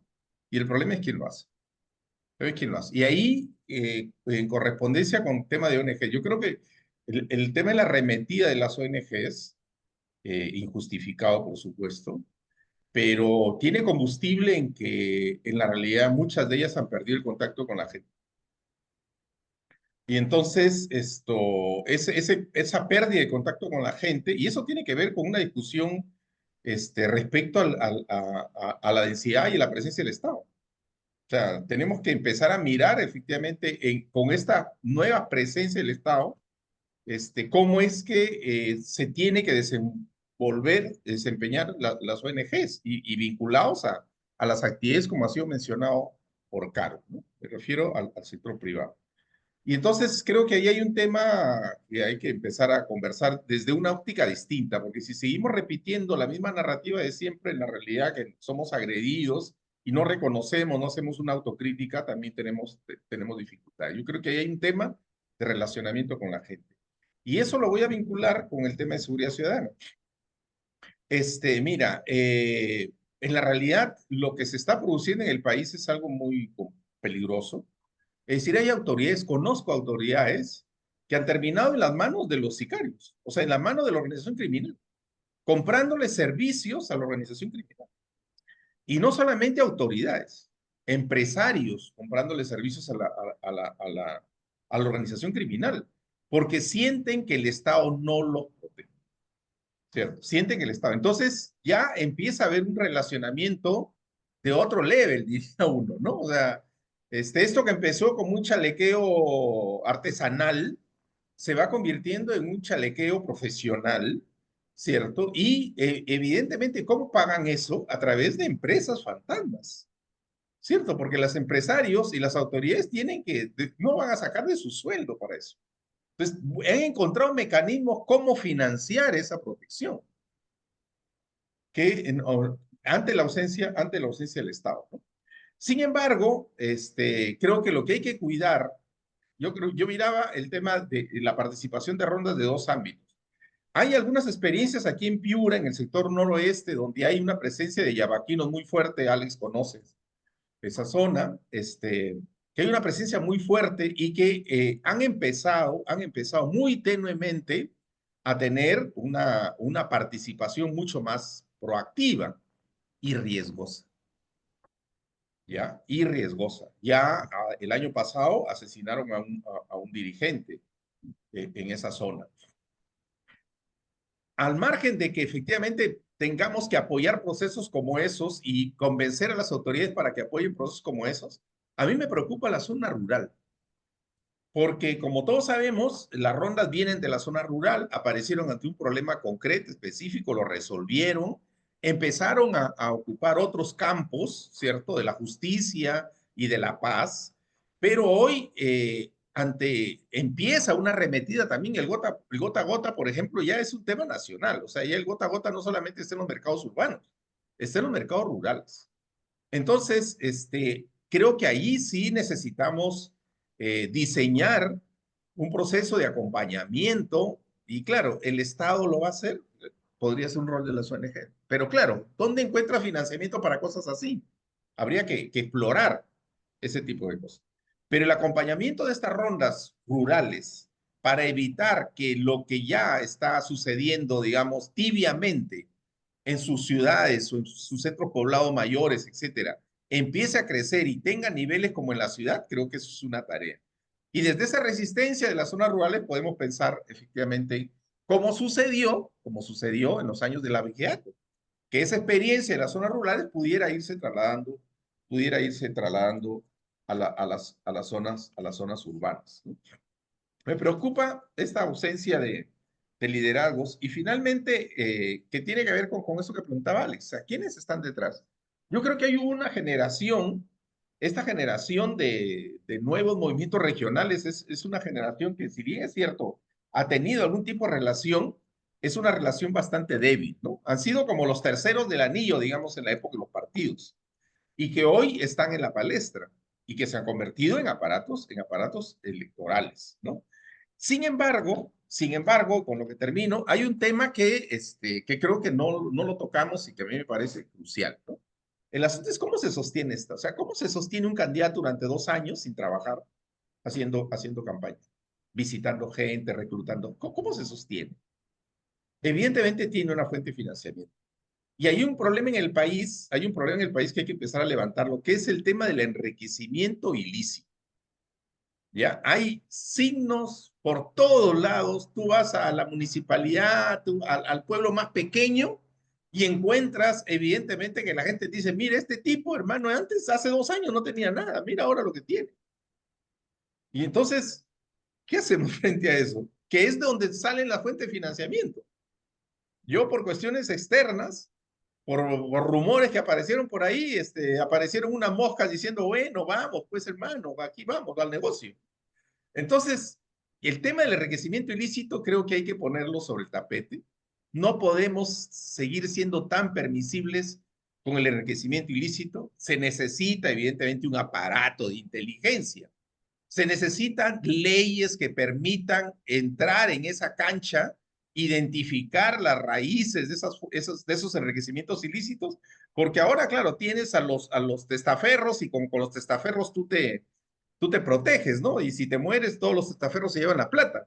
Pero creo que hay que hacer algo con el tema de enriquecimiento ilícito, revisar normas sobre ese enriquecimiento ilícito, montar aparatos tecnológicos sobre enriquecimiento ilícito, etcétera.